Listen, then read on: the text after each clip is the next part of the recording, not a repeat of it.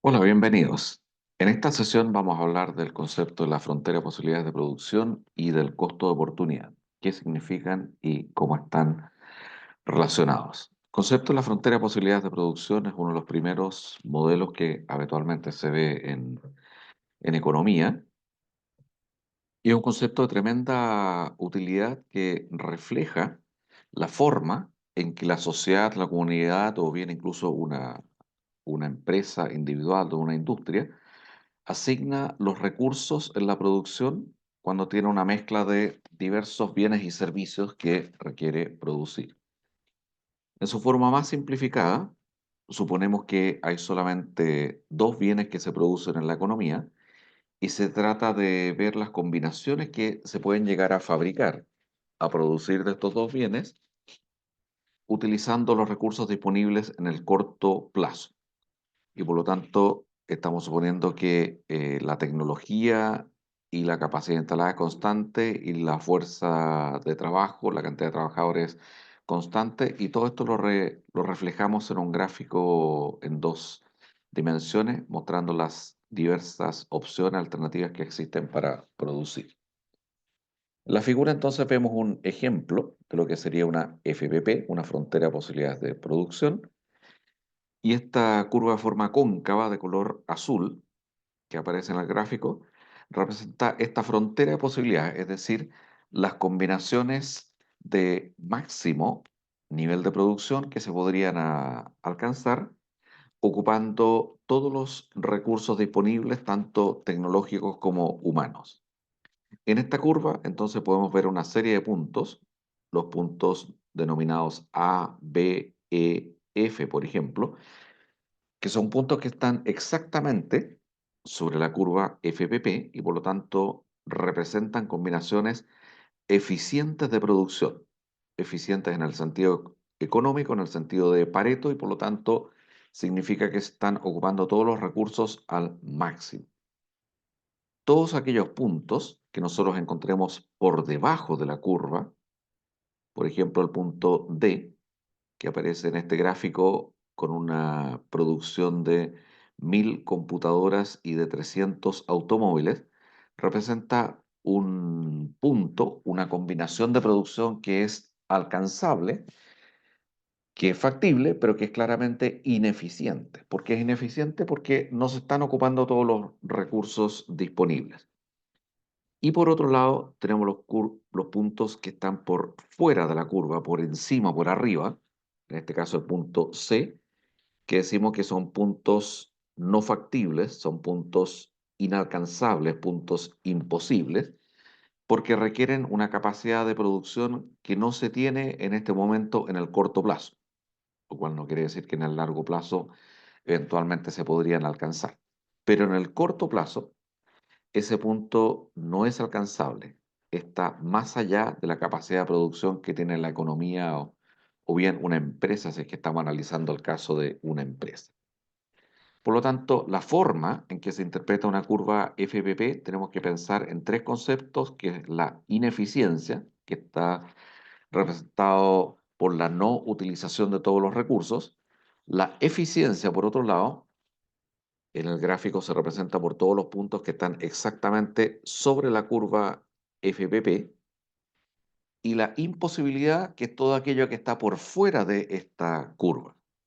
Entonces, básicamente tenemos una delimitación de dos áreas: el área de la ineficiencia, que es todo lo que está adentro, por debajo de la curva FPP, y la curva de imposibilidad, los puntos no factibles que están fuera de la curva, y el límite de la eficiencia, es decir, en el sentido de Pareto, ocupar todos los recursos disponibles, son los puntos que vienen representados por la curva FPP, frontera de posibilidad de producción. La forma de esta curva habitualmente es cóncava, y eso no viene dado por ninguna teoría económica ni modelo matemático, sino que simplemente es una constatación de la realidad, y eso viene dado por el hecho, que también es un resultado empírico de lo que ocurre en el mundo real, que hay un costo de oportunidad creciente, como lo vamos a ver y explicar en un momento más, qué significa este concepto, el costo de oportunidad creciente, que también muchas veces se habla de el concepto de los rendimientos marginales decrecientes.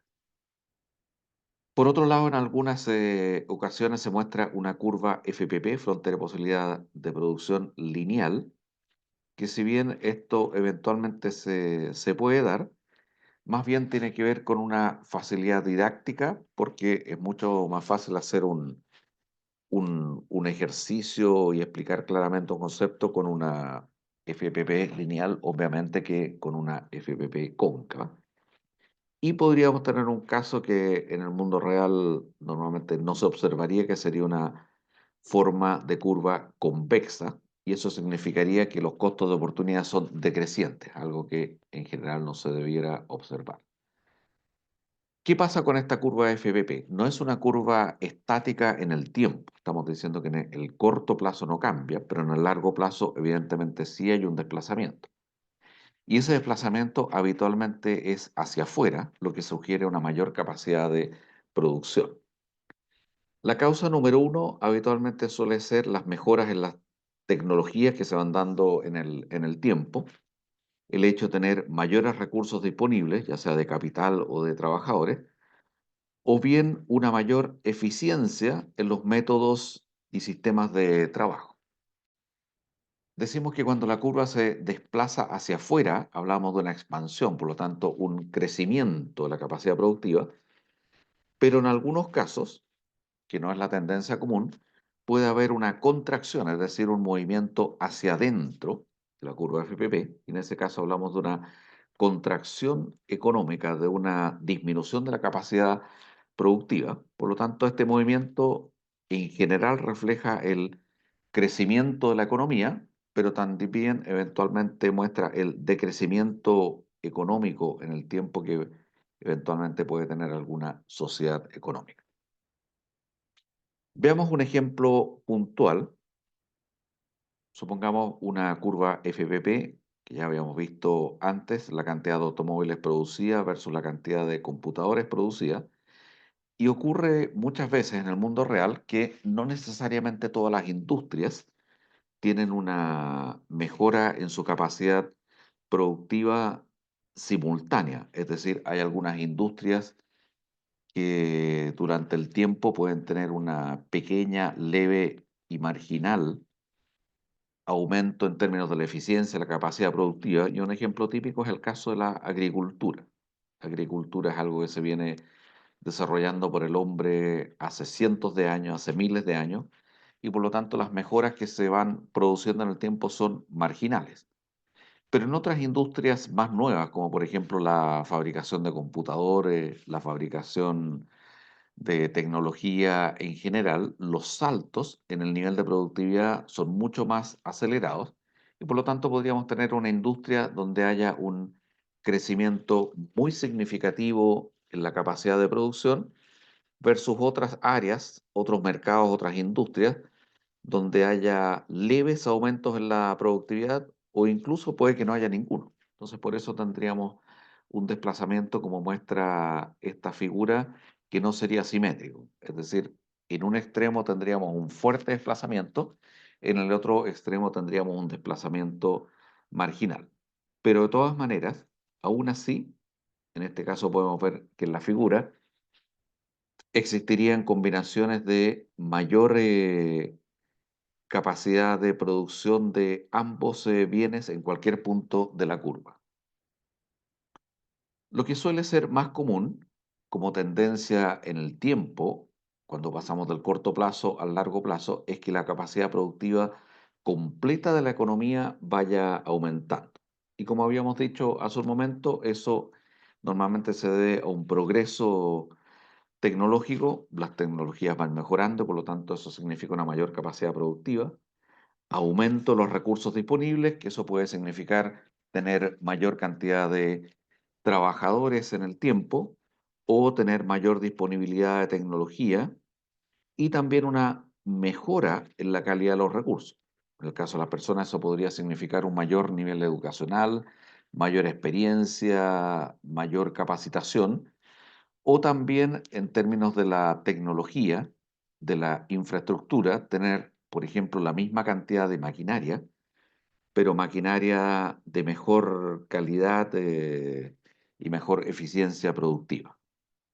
Y todo esto, entonces le damos el nombre de crecimiento económico, el nombre de expansión de la frontera posibilidad de producción. Entonces los niveles que históricamente eran inalcanzables, ahora sí los podemos alcanzar.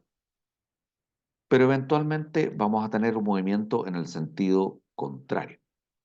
En algunas situaciones vamos a ver una contracción de la frontera de posibilidad de producción. Y no es lo normal, pero por cierto ocurre. ¿Y por qué podría ocurrir? Varias causas. Bueno, una de las más habituales es una disminución de la fuerza de trabajo, es decir, tengo menos trabajadores disponibles. Y esto puede ocurrir por varias razones. Una de las razones en el largo plazo puede ser evidentemente una caída en la tasa de la natalidad, por lo tanto tenemos cada vez un país que va envejeciendo y que tiene menos trabajadores en edad productiva, pero también puede producirse en ciertas condiciones de forma más acelerada, por ejemplo, por una migración masiva de los habitantes de un país a otros países. Y eso significa que ese país obviamente va a tener menos trabajadores. Podemos tener una disminución de la eficiencia del trabajo, así como hablábamos del caso de un mayor nivel educacional, una mayor capacitación, una mayor experiencia. Podría pasar al revés, que en el tiempo, en algún país, la calidad educacional vaya disminuyendo, haya menos posibilidades de capacitación y por lo tanto la eficiencia promedio de esos trabajadores va a ir disminuyendo. Una situación que, por cierto, es muy común en Chile son las catástrofes naturales. Nosotros en Chile vemos con frecuencia que existen desastres como lluvias extremas, después pasamos a sequías, tenemos terremotos con cierta frecuencia, tenemos tsunamis, avalanchas, aluviones. El fenómeno de las epidemias o las pandemias también lo podríamos considerar como una catástrofe natural. Y por último, el caso más extremo de todos, que por cierto nadie quiere que ocurra en nuestro país, ni en ningún país, por cierto, que son las guerras, ya sean internas o externas, que tienen un costo altísimo social desde el punto de vista de pérdida de vidas humanas. Y por cierto, eso, por supuesto, impacta en finalmente en la cantidad de trabajadores disponibles y en la pérdida de nuestra capacidad productiva por la destrucción de la infraestructura producto de la guerra. Otra forma de pensar también en el crecimiento económico, en la expansión de la frontera de posibilidad de producción, es que es la forma en que nosotros podemos distinguir entre un país que podemos considerar desarrollado y de altos ingresos y un país subdesarrollado y con un nivel de ingresos inferior. Si nosotros hiciéramos una comparación entre dos países, como se refleja en el tiempo, en la gráfica que está a la izquierda aparecería un país en una etapa de desarrollo previo cuando todavía lo podríamos considerar pobre y después en una etapa que lo podríamos considerar con un desarrollo más avanzado, que ya lo podríamos considerar un país de altos ingresos. Y lo primero que hay que ver es que obviamente significa un desplazamiento de la FPP. Recordemos que uno de los principios de Gregory Mankiw, de los 10 principios de la economía, nos decía que el nivel de riqueza se mide por la capacidad productiva. Por lo tanto, la FPP, la frontera de posibilidad de producción, refleja esa capacidad productiva y un país más rico nosotros esperaríamos que tenga una frontera más hacia afuera, más hacia arriba, más hacia la derecha. Y otro detalle que hay que fijarse en esta figura es que si hacemos una FPP donde en el eje vertical tenemos, por ejemplo, todo lo que es el consumo que podríamos considerar de lujo, automóviles, joyas, entretención, equipos electrónicos, etcétera, versus un eje horizontal donde tenemos los artículos de primera necesidad que podrían ser la alimentación, el vestuario, la habitación. Evidentemente, lo primero que tiene que ser satisfecho son los artículos de primera necesidad. Pero una vez que uno satisface su consumo de primera necesidad, no tiene necesidad de seguir aumentando ese consumo. Me explico, sí. Si mi necesidad, por ejemplo, básica y urgente es que tengo poca disponibilidad de agua, una vez que tengo la cantidad de agua potable necesaria para vivir, por mucho dinero adicional, por muchos ingresos extra que yo consiga, eso no significa que voy a ir aumentando proporcionalmente mi consumo de agua. Es decir, una vez que ya llegué al nivel de consumo de agua que yo considere adecuado para mi persona y para mi familia, si mis ingresos se multiplican por 10, eso no significa que voy a consumir 10 veces más agua. Pero no es así en cuanto al consumo de artículos de lujo. Una vez que yo cubrí mis necesidades básicas, sí podría empezar a aumentar en forma no proporcional el consumo de los artículos de lujo. Y si nosotros vemos en la figura, hay un punto de equilibrio inicial que aparece denominado como el punto A, y después en la etapa en que el país está más rico tiene un punto de equilibrio en el punto B, y si vemos el desplazamiento relativo entre A y B a la derecha, en el punto B obviamente hay un aumento muy marginal, si lo vemos como movimiento entre los artículos de primera necesidad, pero sin embargo hay un movimiento bastante grande entre lo que son los lujos inicialmente en el punto A y los lujos en el punto final B. Entonces, evidentemente, yo ya tengo cubierta mis necesidades básicas y por lo tanto sí puedo destinar una mayor proporción de mis ingresos a satisfacer el consumo de artículos de lujo, que eso es una otra forma de ver la diferencia entre un país subdesarrollado y un país altamente desarrollado. Como todos los modelos de la ciencia, y en particular en economía, que es una ciencia social, por lo tanto no es, repito, no es una ciencia exacta, una de las principales críticas que se hace es la simplicidad que tiene este modelo. Evidentemente, la economía produce mucho más que dos bienes. Se critica también que es un modelo estático porque muestra solamente lo que ocurre en el corto plazo, no refleja tendencias. Y por último, que la curva nos muestra un supuesto de pleno empleo y máxima eficiencia, algo que en la generalidad de los casos no ocurre. Pero tenemos que recordar que se trata de un primer modelo, evidentemente se sabe que es un modelo simplificado, pero aún así, pese a su simplificación, explica en forma bastante certera cómo es el funcionamiento de la economía y sobre todo lo que se refiere a la asignación de recursos durante el proceso de producción. Vamos a ver de qué forma se relaciona entonces este concepto de la frontera de posibilidad de producción con los costos de oportunidad. Recordemos la definición de costo de oportunidad, es todo aquello que se está sacrificando cuando se elige producir un bien, eso quiere decir que tengo que dejar de producir otros bienes.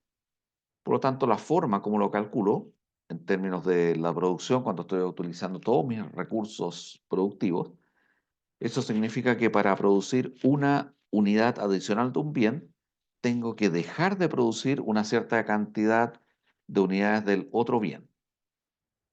Gráficamente lo podemos ver acá al pasar del punto A, B, C, D, E y F, donde tenemos dos bienes que les hemos dado el original nombre de el bien X y el bien Y. Entonces, supongamos que en esta curva de frontera de posibilidad de producción, FPP, marcada en color azul, estoy originalmente en el punto A, donde produzco 50 unidades del bien Y y 0 unidades del bien X. Quiero aumentar mi producción para pasar del punto A al punto B. Eso significa que aumento mi producción del bien X en una unidad y en el gráfico podemos ver que se pierde de producir aproximadamente 5 unidades del bien Y. Por lo tanto, el costo de oportunidad para pasar del punto A al B es de 5 unidades de Y. Después, para pasar del punto B al C, pierdo de producir aproximadamente unas 7 unidades del bien Y. Por lo tanto, mi costo de oportunidad es 7. Para pasar del punto C al D, ahora pierdo de producir aproximadamente unas 8 unidades del bien Y. Mi costo de oportunidad en este caso es aproximadamente 8. Para pasar del punto D al punto E, pierdo aproximadamente unas 10 unidades del bien Y. Mi costo de oportunidad ahora es 10. Y por último, para pasar al extremo del punto E al F, la producción del bien Y baja a cero. Pierdo de producir 20 unidades, por lo tanto, el costo de oportunidad en este último paso es de 20. Y tenemos un costo de oportunidad que es absolutamente creciente en la medida que aumenta la producción del bien X. Empieza en 5, sigue en 7, en 8, en 10 y termina en 20. Y vamos a ver algunos ejemplos en un poco más de detalle para ver cómo se visualiza, cómo se determina y cómo se calcula el costo de oportunidad. En primer lugar, vamos a suponer una FPP, una frontera de posibilidad de producción, que es absolutamente lineal. Supongamos que tenemos una economía que produce manzanas y salmones de acuerdo a lo que aparece en la tabla. Entonces tenemos una producción de manzanas que puede ir desde un mínimo de 0 hasta un total de 40 toneladas de manzanas. Y una producción de salmones que va desde un mínimo de 0 hasta un total de 20 toneladas de salmón. Por lo tanto, el gráfico nos indica que podemos llegar a un límite máximo de 20 toneladas de salmón, y eso significaría producir 0 manzanas, hasta un total de 40 toneladas de manzana, que significaría también producir 0 salmones. Y vamos a analizar qué es lo que ocurre al movilizarnos entre los puntos A y B que aparecen en el gráfico. Entonces me interesa analizar cuál sería el costo de pasar del punto A al punto B, que eso significa aumentar la producción de manzanas en 10 toneladas, pasar de 10 toneladas a 20. Entonces lo primero que vemos es que pasar del punto A al B aumenta la producción de manzanas en 10 toneladas, pero el mismo gráfico me dice que estoy perdiendo de producir 5 toneladas de salmón. Entonces nos movemos en la dirección de la flecha y se están perdiendo 5 toneladas de salmón. Por lo tanto, el costo de oportunidad de producir esas 10 toneladas adicionales de manzana es dejar de producir esas 5 toneladas de salmón. Por lo tanto, esas 5 toneladas de salmón las divido por las 10 toneladas que quiero producir adicionales de manzana, y eso me dice que el costo de oportunidad es de 0,50 toneladas de salmón. Es decir, cada vez que quiero producir una tonelada adicional de manzanas, requiero perder 0,50 toneladas de salmón. Ahora, ¿qué pasaría si yo en realidad lo quiero ver al revés? Es decir, ¿y cuánto me cuesta producir una tonelada de salmón? Yo analicé un producto, costo de aumentar la producción de manzana. Bueno, en realidad acá sería hacer el mismo ejercicio, exactamente igual, pero en el sentido inverso. Entonces, en este caso, estoy aumentando la producción de salmones, si lo veo en el sentido inverso, por ejemplo, de 10 a 15, 5 toneladas adicionales de salmón, pero eso significa perder 10 toneladas de manzana. Hago entonces exactamente el mismo ejercicio anterior, pero ahora significa que voy a perder 10 toneladas de manzana por cada 5 toneladas de salmón, por lo tanto mi costo de oportunidad es 10 partido por 5, es decir, 2. Por lo tanto, producir una tonelada de salmón para mí tiene un costo relativo, en términos de costo de oportunidad, de exactamente 2 toneladas de manzanas. Y vamos a ver por último, para finalizar, con un ejemplo muy parecido, pero supongamos que tengo una frontera posibilidad de producción no lineal. Entonces tenemos una gráfica muy similar a la anterior. Supongamos que tenemos una tabla posibilidad de producción de cobre y de litio. donde puedo producir de 0 a 40 toneladas de cobre como máximo y litio de un mínimo de 0 hasta 20 toneladas como máximo. Es muy similar al gráfico anterior. Evidentemente todas estas cifras son ficticias, es solamente un ejercicio didáctico, pero la diferencia es que ahora no estamos hablando de una frontera de posibilidad de producción, una FPP lineal, sino que una curva cóncava, que es lo que realmente encontraríamos en la realidad. Por lo tanto, acá el costo de oportunidad ya deja de ser constante. En el ejercicio anterior, en cualquier punto donde yo hubiera hecho el cálculo del costo de oportunidad, me iba a encontrar con el mismo valor. En este caso no. Claramente el costo de oportunidad es creciente, por lo tanto, ahora sí tiene relevancia indicar cuál es el punto inicial y el punto final. Entonces vamos a suponer que estamos en los mismos puntos similares a los que vimos en el ejercicio anterior, que están denotados con la letra A mayúscula, B mayúscula. Y me interesa ver, en este caso, cuál es el costo de producir 10 toneladas adicionales de cobre. Es decir, tengo una producción inicial de 10 toneladas de cobre y paso a 20. Acá ya no es muy buena aproximación verlo en el gráfico, pero tengo la tabla. Y la tabla me indica que cuando paso de 10 a 20 toneladas de cobre, la producción de litio cae, tiene una reducción de 17,50 a 14.